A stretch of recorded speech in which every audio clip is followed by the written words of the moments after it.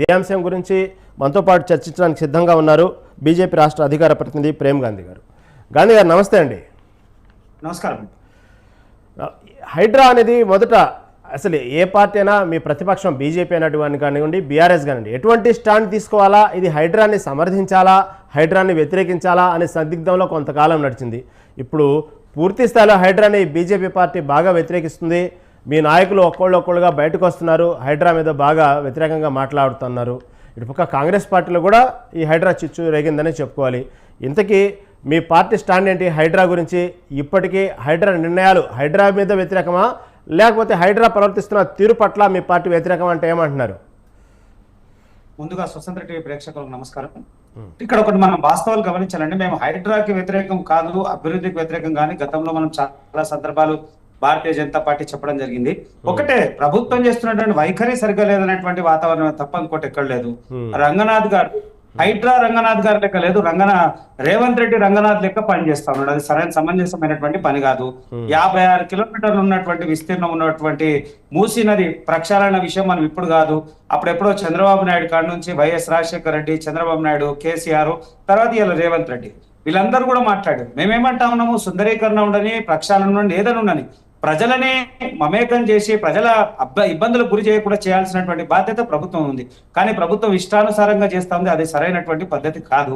ఆయన హైడ్రా విషయంలో కూడా మొదట్లో ఇదే రంగనాథ్ గారు మాట్లాడినప్పుడు లేదా రేవంత్ రెడ్డి గారు మాట్లాడారు, ఎక్కడ కూడా వెనక్కి తగ్గేది లేదు. ఖచ్చితంగా మేము ఏదైతే FTL లెవెల్ లేదా బఫర్ జోన్ లో ఉన్నటువంటి ప్రతి ఒక్కటి కులగొడతాము అనే అంశం క్లియర్ గా ఆయన చెప్పిన తర్వాత ఏ సందర్భాలు రాగానే ఆయన ఒక్కొక్క సందర్భంలో ఒక్కో రకమైనటువంటి మాటలు మాట్లాడుతుంది, మనం వింటా ఉన్నాము. ఈ రోజు మాట్లాడింది రేపు మాట్లాడింది ఎల్లుండి మాట్లాడు.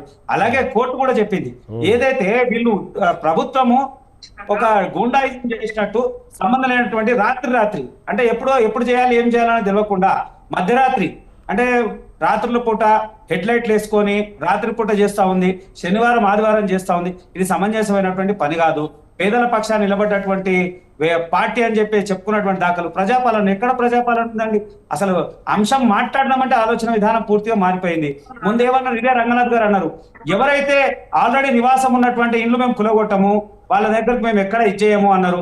కానీ ఎప్పుడైతే వాళ్ళ రేవంత్ రెడ్డి తమ్ముడైనటువంటి తిరుపతి రెడ్డిది ఇల్లు వచ్చిందో దాని తర్వాత వెంటనే నోటీస్ అన్నాడు. నోటీస్ వచ్చి శ్రీనివాసం ఉన్నదంటే మేము కులగొట్టము, అది ఖాళీ వాళ్ళకి సమయం ఇస్తాం, దాన్ని ఏం కులగొట్టమన్నారు. కొత్తవి మాత్రమే అన్నారు. సరే సంతోషం అన్నాము. కానీ అప్పుడు కూడా ఆల్రెడీ 90% కంప్లీట్ అయిపోయి గత ప్రభుత్వం ఈ ప్రభుత్వం కూడా చివరి నిమిషంలో రిజిస్ట్రేషన్ చేసినటువంటి దాఖలాలు ఉన్నాయి. గత ప్రభుత్వం ఆ ఎవరైతే ఇల్లు ఉన్నాయో ఆ ఇళ్ల దగ్గర ట్యాక్స్ కలెక్ట్ చేసింది, మున్సిపల్ ట్యాక్స్ కలెక్ట్ చేసింది, ఎలక్ట్రిసిటీ బిల్ కలెక్ట్ చేసింది, పర్మిషన్ ఫీజులు కలెక్ట్ చేసింది, revenue department stamp duty collect చేసి కోట్లాది రూపాయలు ప్రజల నుంచి ప్రభుత్వం సొమ్ము తీసుకున్న తర్వాత ఇలా నిర్దాక్ష్యంగా విరగొట్టడం ఎంతవరకు సమంజసం అది ఆలోచించాలి. అది పక్కన పెడితే వల్ల వెంటనే మూసి వైపు తిరిగి ఇలా మూసి విషయం మాట్లాడుకుంటూ పోతే మూసి గురించి ఇలా ఈరు కాదు, 45-50 సంవత్సరాల నుంచి ఉన్నారు. వలస వచ్చి పూర్తిగా దయనీయమైనటువంటి పరిస్థితి, ఒక పూట గడవనటువంటి వ్యక్తి, మధ్యతరగతి పేదవాడు, దినసరి కూలీలు, లేబర్ గా ఉండేటువంటి వ్యక్తులంతా కూడా మూసి చుట్టూ ఉన్నటువంటి వ్యక్తులు చాలా మంది వేసుకొని ఉన్నారు. సుమారు 20-23 కిలోమీటర్లు, 20 కిలోమీటర్లు, టోటల్ గా 56 కిలోమీటర్లు, ఒక 20 కిలోమీటర్లు 90% కన్నా ఎక్కువ అది కబ్జాకు గురైంది. కానీ ఒకటే చెప్తా ఉన్నాం, ప్రభుత్వము దీన్ని తీయాలి అనుకుంటే ప్రత్యామ్నాయమైనటువంటి మార్గాన్ని చూపించాల్సినటువంటి అవసరం ఉంది. ఆ ప్రత్యామ్నాయమైనటువంటి మార్గం చూపించకుండా రాత్రి వాళ్ళకి భయభ్రాంతులు చేసి కులగొట్టడం సమంజసమైనటువంటి పని కాదు. చాలా మధ్య తరగతి పేదవాడు ఉన్నాడు, వాని పరిస్థితి ఏంది? డబుల్ బెడ్ వేయడం ఇల్లు అంటున్నాం. గత ప్రభుత్వం ఏమన్నది, 28,000 మంది కుటుంబాలు ఉన్నాయి మూసి బాధితులు అని అన్నారు.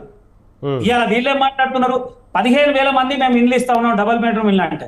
ఈ పార్టీకి కానీ, కాంగ్రెస్ పార్టీకి కానీ, బీఆర్ఎస్ పార్టీకి కానీ మూసీకి సంబంధించిన బాధితుల వివరాలు పూర్తిగా అసలు లేవు వాళ్ళ దగ్గర. ఇష్టానుసారంగా ఉన్నాము. ఒకటే చెప్తా ఉన్నాము, ప్రజల్ని ఇబ్బంది పెట్టాల్సినటువంటి అవసరం లేదు. కోర్టు కూడా చివాట్లేసింది, అయినా వీళ్ళు నిర్లక్ష్యమైనటువంటి ధోరణి చేస్తా ఉన్నారు. అసలు నిజంగా బాధితులు ఎంతమంది ఉన్నారు? బాధితుల పక్షాన మేము నిరాల్సిన అవసరం ఉందంటే ఏదో 15-16 కమిటీలు వేసి అంటారు. ఆ కమిటీల ద్వారా వీళ్ళందరితో కూర్చోబెట్టి మాట్లాడి సరైనటువంటి ప్రణాళిక చేసి బాధితులకు మీకు ఇక్కడ అలాట్మెంట్ చేస్తున్నాము, ఇక్కడ డబుల్ బెడ్రూమ్ ఇల్లు ఇస్తున్నాము, మీకు ఇక్కడ వ్యవస్థ ఏర్పాటు చేస్తున్నాము, ఉండడానికి వ్యవస్థ, తర్వాత వాని ఉపాధి అవకాశాలు ఇవన్నీ కల్పించిన తర్వాత చేస్తే బాగుంటది. లేదా ప్రజల ఆగ్రహానికి గురి కావాల్సినటువంటి అవసరం కనబడతా ఉంది.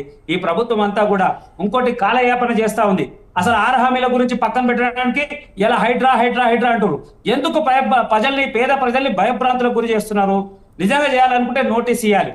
నోటీస్ ఇచ్చిన తర్వాత దాని మీద వాళ్ళ వివరాలు తీసుకొని లేని పక్షాన్ని అప్పుడు ఆలోచించాల్సిన అవసరం ఉంది. కానీ రాత్రులు గూండాల లెక్క వ్యవహరించాల్సినటువంటి అవసరం ప్రభుత్వానికి లేదు. ఏం చేయాలనుకుంటుండో రేవంత్ రెడ్డి? నిజంగా కూడా రేవంత్ రెడ్డి ప్రజల పక్షాన్ని నిలబడ్డా లేదా కోట్ల రూపాయలు కుమ్ముకోవడానికి ఏం చేద్దాం అనుకుంటుండు? అసలు ప్రభుత్వం మొత్తం కూడా ఈ 10 రోజుల నుంచి ఒకటే ఒక అంశం, హైడ్రా లేదా మూసి. అంటే పాలన మొత్తం వ్యవస్థ ఎక్కడ పోయింది? అభివృద్ధి అంశం మాట్లాడతలేము. 6 హామీల గురించి 6 గ్యారెంటీల గురించి డిస్కస్ చేసేటట్టు లేదు. 13 హామీల గురించి మాట్లాడేటువంటి పరిస్థితి లేవు. ఏ సమస్య లేనట్టు ఇది ఒకటే సమస్య, దీన్నే తెర మీద తీసుకొస్తా ఉంది చిత్తశుద్ధితోని. అవును గాంధీ గారు, మీరు చెప్పినట్టుగానే ప్రభుత్వం యొక్క తీరు గురించి మాట్లాడదాము.